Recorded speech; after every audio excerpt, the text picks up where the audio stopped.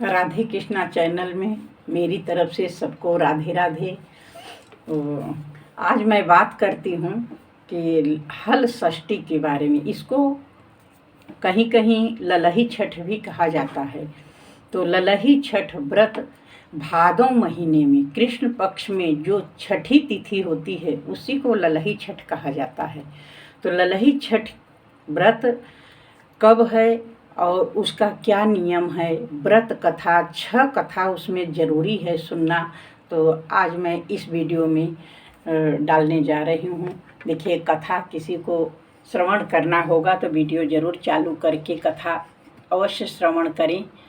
देखिए, ये ललही छठ जो है कृष्ण के भाई बलराम जी के, देखिए कृष्ण के भाई बलराम जी का जन्मोत्सव भी उसी दिन हुआ था, जन्म हुआ था। और उनका शस्त्र जो है हल है, इसीलिए इसे हल षष्ठी कहा जाता है। हल षष्ठी का व्रत और विधि ज़रूर आप लोग सुने, इसे अध्ययन करें। जो नई बहू बेटियां हैं उनके लिए तो खास ज़रूरी है। हल षष्ठी का व्रत भी बलराम जी के जन्मदिन के उपलक्ष्य में किया जाता है।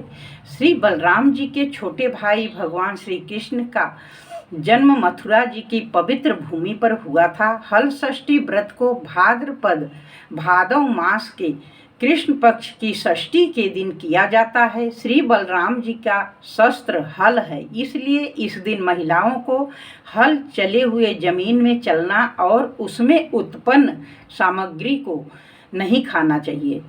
भैंस का दूध, दही, घी, महुआ और तिन्नी का चावल ये चढ़ाना भी चाहिए और इसी को खाना भी चाहिए। तो चढ़ाने का पूजन का सामग्री ये है: भैंस का दूध, दही, घी, महुआ, तिन्नी का चावल, फूल, दूब, रोली, चंदन, नारियल, सुहाग की सामग्री, बच्चों के खिलौने और 6 प्रकार की सब्जियां भी कहीं कहीं चढ़ाया जाता है, लेकिन हम लोग नहीं चढ़ाते हैं। हम लोग बस तिन्नी का चावल, महुआ और दही, भैंस का दूध और श्रृंगार की सामग्री, साड़ी, कपड़ा, ये सब हम लोग चढ़ा करके पूजा करते हैं माता रानी का। तो पूजन विधि इस तरह से है: व्रत वाले दिन दोपहर 1 बजे से मंदिर में अथवा किसी एक घर में सभी महिलाएं एकत्रित हो और किसी ब्राह्मण को बुलाकर पूजा करें। ये पूजा कहीं तालाब, मंदिर, कुआं के पास भी किया जाता है, मंदिर में भी किया जाए। कई औरतें जुट करके इसको सामूहिक पूजा करते हैं।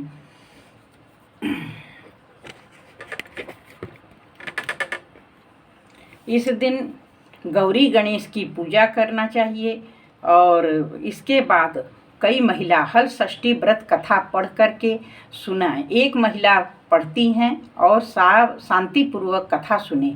हल षष्ठी व्रत कथा 6 अध्यायों में है। 6 अध्याय इस पुस्तिका में दिया गया है। इस किताब के अनुसार देखिए, मैं भी कथा डाल रही हूँ। पूजा के बाद छोटे बच्चों को प्यार दुलार करना चाहिए। ब्राह्मण और बड़े बुजुर्ग का आशीर्वाद लेना चाहिए। पारण से पहले कुत्ता, बिल्ली, कौआ, भैंस, ब्राह्मण, बालक, इन 6 के लिए हिस्सा निकाल करके तभी सूर्यास्त से पहले ही व्रत का पारण करके घर की पूर्ण रूप से सफाई कर लेनी चाहिए। हल षष्ठी के व्रत को कहीं कहीं ललही छठ महारानी भी कहा जाता है। तो कथा ज़रूर इसमें सुनना चाहिए। इस व्रत को करने से उत्तम संतान की प्राप्ति होती है, स्वस्थ और संपन्न संतान होता है, रोग शोक से दूर होता है, सुख संपत्ति की प्राप्ति होती है और किसान भाइयों को धरती माता का आशीर्वाद प्राप्त होता है। वास्तव में हल षष्ठी देवी परम दयालु हैं, अपने भक्तों की सभी मनोकामनाएं पूरी करती हैं। तो कहानी इस तरह से: अचानकपुर में एक राजा अपने परिवार सहित रहता था। वह प्रजा के सुख दुख का बहुत ध्यान रखता था। उसके राज्य में सभी सुखी थे। राजा अपने राज्य के हर गांव में तालाब कुआं बनवाता रहता था, लेकिन सभी तालाब कुआं सदैव सूखे ही बने रहते थे। इस वजह से राजा हमेशा चिंतित रहता था कि ऐसा कोई तो उपाय होगा जिसके करने से पानी का समस्या निदान हो जाए। एक दिन राजा अपने दरबार में पानी के विषय में मंत्री एवं सलाहकारों से चर्चा कर रहा था कि अचानक आकाशवाणी होती है, हे राजा, तुम अपने इकलौते पुत्र की बलि दोगे तभी तुम्हारी इस समस्या का हल होगा, वरना तुम ऐसे ही पानी के लिए चिंतित रहोगे।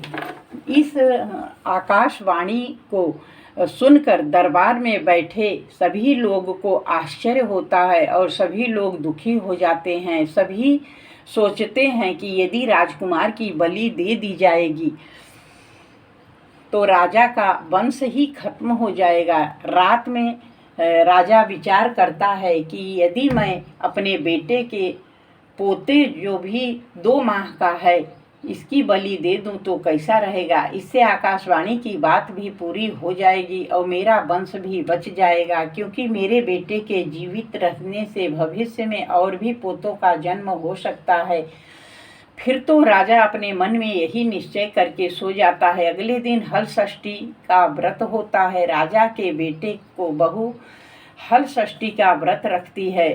इधर राजा सोचता है कि मैं बहू से उसके पुत्र को बलि के लिए कैसे मांगूं। कोई माँ अपने पुत्र को बलि के लिए कैसे दे सकती है, वो भी आज के दिन, जबकि माताएं अपने पुत्र के सुख सौभाग्य की कामना के लिए व्रत कर रही हैं। राजा मन में विचार करता है कि क्यों न मैं बहू को किसी बहाने से उसके मायके भेज दूं और पोते को छोड़ जाने को कह दूं।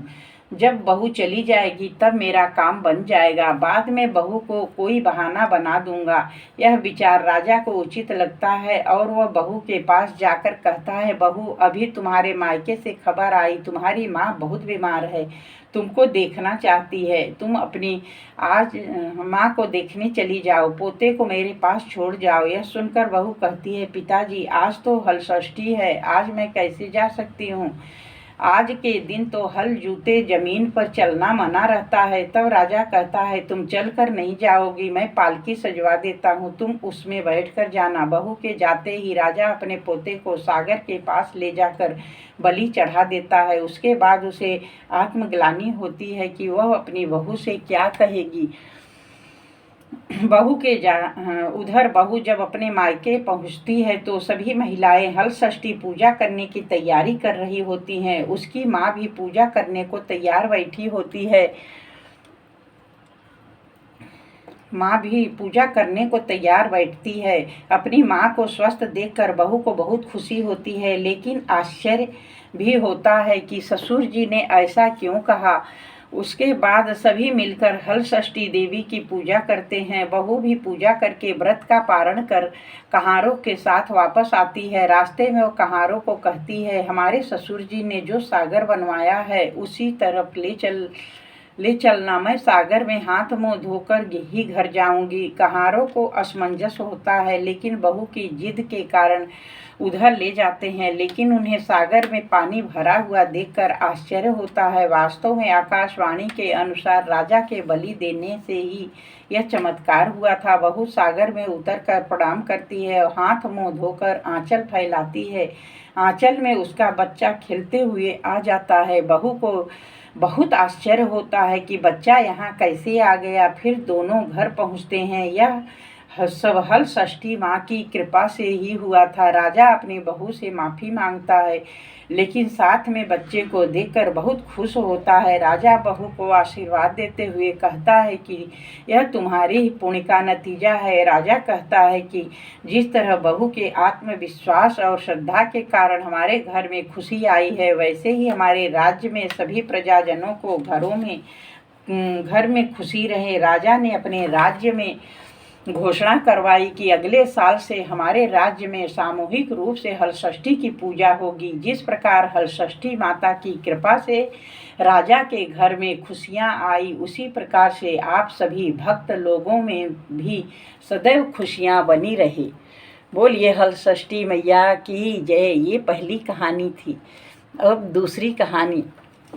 अध्याय 2। रामपुर में एक किसान परिवार रहता था। किसान के लड़के का विवाह हो चुका था। उसकी एक लड़की थी जो कि विवाह के योग्य हो चुकी थी। बहू लक्ष्मी और ननद रमा दोनों ही सहेली थी।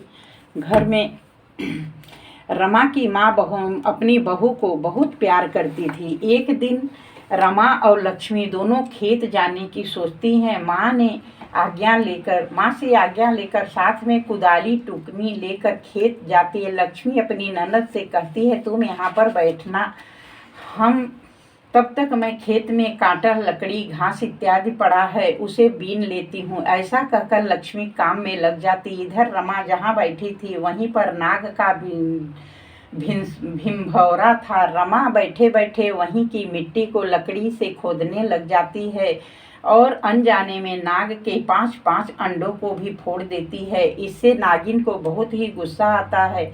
वह रमा को काटने के लिए आती है। रमा चिल्लाते हुए दौड़ती है। इतने में रमा के पीछे नागिन को आते देख लक्ष्मी रमा को अपने पीछे करके नागिन के हाथ जोड़कर प्रार्थना करती है और कहती है, हे माँ, आप मेरी ननद की भूल को क्षमा कीजिए। बदले में आप जैसा भी कहेंगी मैं करूँगी। नागिन लक्ष्मी से कहती है, तेरी ननद ने मेरे पूरे वंश अंडे का नाश कर दिया है, क्या तू इसकी पूर्ति कर सकती है? लक्ष्मी सोचती है कि मेरे तो एक ही ननद है, यदि इसको कुछ हो गया तो मेरी सास का क्या होगा? फिलहाल अभी इस परिस्थिति को टालना होगा।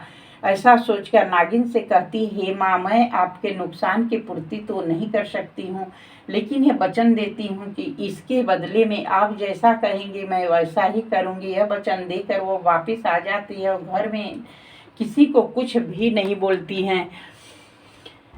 समय धीरे धीरे बीतता जाता है।